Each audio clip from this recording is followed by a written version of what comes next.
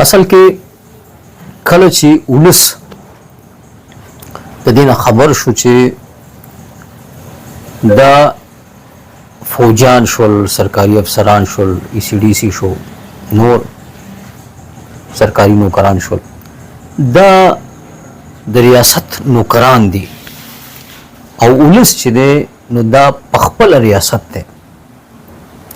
نو په هغه ورځ به یاد ساتئ، په هغه ورځ به چې دی دا فوجیان شول، دا سرکاري افسران شول، دا ECDC، دا نور، دا به ځان وپېژني، خپل ځای به وپېژني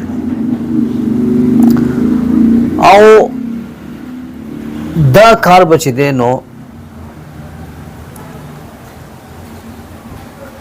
یو مشر غواړي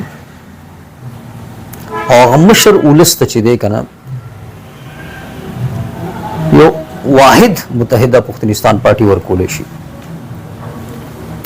وجه دا ده چې دا نور چې دي نو دا د ریاست د نوکرانو نوکران شوي دي. تیر اویا کاله چې دی ښکاره دي.